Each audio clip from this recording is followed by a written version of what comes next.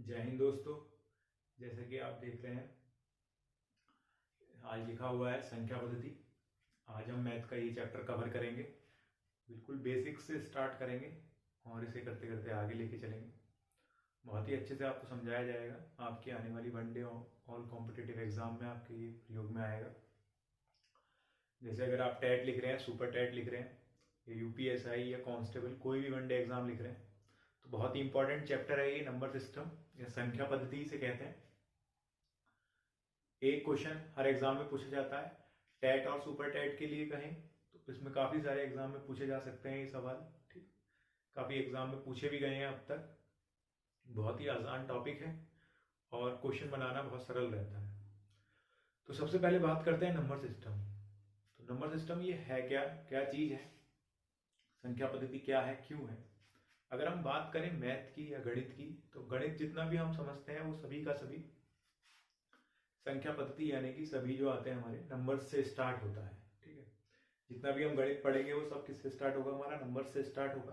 कभी भी हम देखेंगे, जब भी हमें गणित सिखाया जाता है तो कहाँ से शुरू करते हैं, गिनती से शुरू करते हैं। जैसे 1 2 3 4। तो यही सब चीज़ें क्या होती हैं, नंबर्स होते हैं। और इन्हीं को आगे बढ़ते बढ़ते फिर हम प्लस में जाते हैं, माइनस करना सीखते हैं, मल्टीप्लाई सीखते हैं, टेबल्स सीखते हैं। ठीक है, इसी तरीके से गणित हमारा आगे बढ़ता है। तो सबसे पहला जो बेसिक्स है, जो गणित स्टार्ट हुई वो कहाँ से स्टार्ट हुई, नंबर्स से, यानी कि संख्या।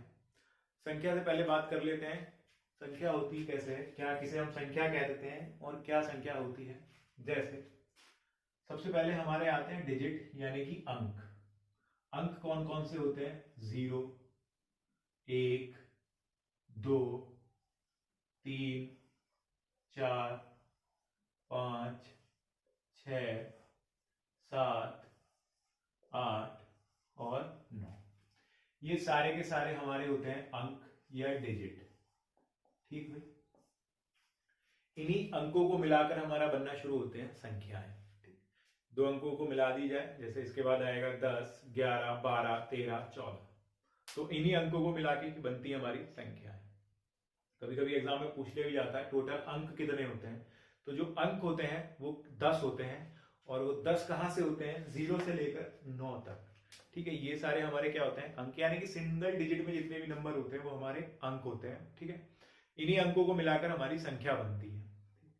फिर हमने संख्या को कैटेगराइज किया, संख्या को हमने बांटा, अलग अलग प्रकार की संख्याओं में बात की गई, क्लासिफिकेशन ऑफ नंबर्स, उसी के बारे में बात करेंगे। जैसे हमारा पहला जो संख्या आया, सबसे पहला काम क्या रहा होगा हमारे नंबर का। सबसे जब मैथ स्टार्ट होगी तो ऐसा तो होगा नहीं कि हमने काउंटिंग के अलावा हमने प्लस करना शुरू कर दिया हो, सीधा माइनस करना शुरू कर दिया हो, या मल्टीप्लाई करना शुरू किया हो। कोई भी चीज जो होगी वो धीरे धीरे आगे अपग्रेड हुई होगी। जैसे सबसे पहले बात करते हैं, सबसे पहले हमने इस नंबर का यूज किया होगा गिनने में, काउंटिंग करने में हमने ये नंबर्स का यूज किया होगा। ठीक है, कि कितनी चीजें हैं, कितने दिन हो चुके हैं। ठीक, जैसे आपने पढ़ा भी होगा कि हिस्ट्री में लिखा जाता है, पहले एंशिएंट में क्या करते थे लोग, लाइनें खींच देते थे कि नंबर अगर दिन ही दिन गिनने हैं तो हमें क्या लाइनें खींच देते थे, उन लाइनों को काउंट करते थे। यानी कि इन शॉर्ट अगर मैं कहूँ तो सबसे पहले नंबर का जो यूज हुआ वो गिनती करने में या काउंटिंग करने में स्टार्ट हुआ। ठीक है, तो काउंटिंग करने में जो स्टार्ट हुआ होगा, तो काउंटिंग हम कहाँ से स्टार्ट करते हैं। अगर मैं आपसे कहूँ कि कोई चीज गिननी है, जैसे मैं कहूँ कि मुझे अपने 5 इस हाथ की 5 उंगली को गिनना है, तो हम काउंट कहाँ से करेंगे, 1 2 3 4 5।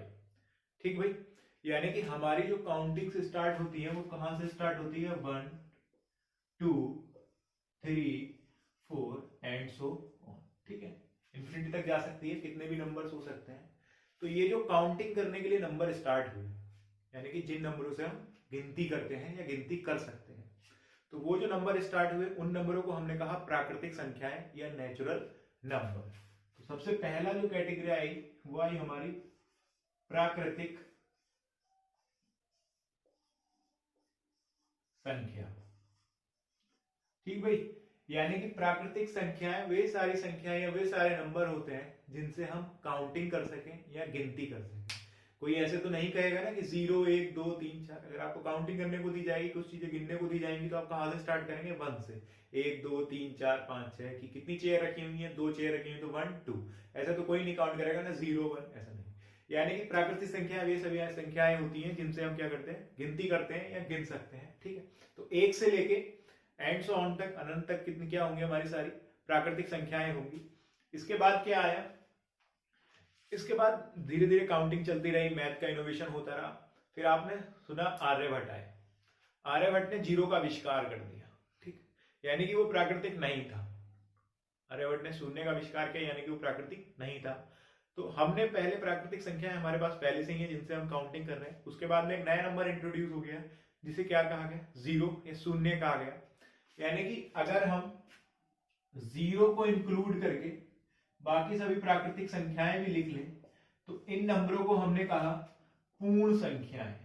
इन संख्याओं को हमने कहा पूर्ण संख्याएं। तो पूर्ण संख्याओं का अर्थ ये निकल के आया कि प्राकृतिक संख्याओं के साथ साथ अगर शून्य या जीरो को भी इंक्लूड कर लिया जाए तो वो संख्याएं हमारी क्या हो जाएंगी, पूर्ण संख्याएं हो जाएंगी। तो इन दोनों चीजों में अभी तक ये समझ में आ रहा है कि जीरो प्राकृतिक संख्या नहीं होता है। जीरो कैसी संख्या होता है, पूर्ण संख्या होता है। इतनी बात समझ में आ गई है।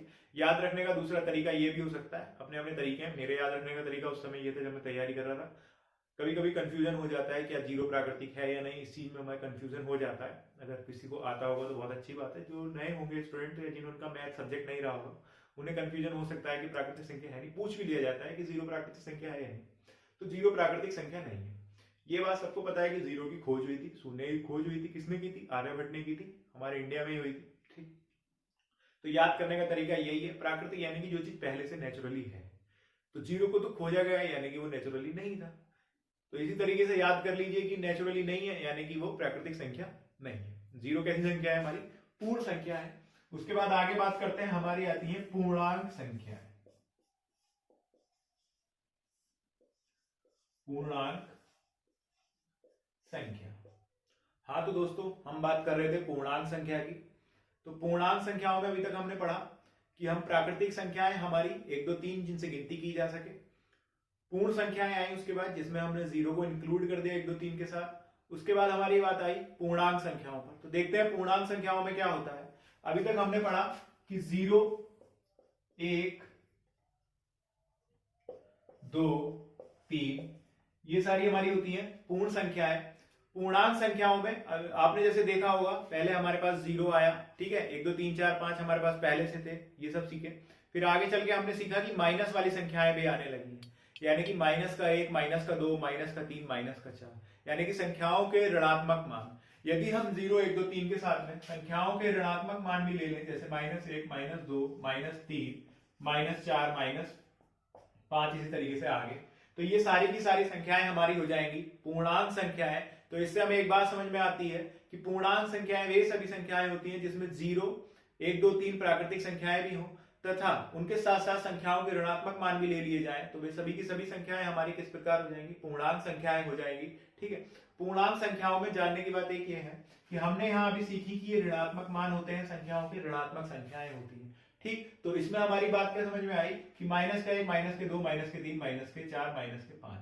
सीखने वाली बात इसमें यह है कि माइनस का 2 और माइनस के 1 में अगर मैं आपसे बात करूं कि बड़ी संख्या कौन सी है और छोटी संख्या कौन सी है, तो माइनस लग जाने पर संख्याओं के जो मान होते हैं उनकी वैल्यू भी डिक्रीज इंक्रीज हो जाती है, यानी कि जो संख्या पहले बड़ी थी वो छोटी हो जाएगी और जो संख्या पहले छोटी थी वो बड़ी हो जाएगी।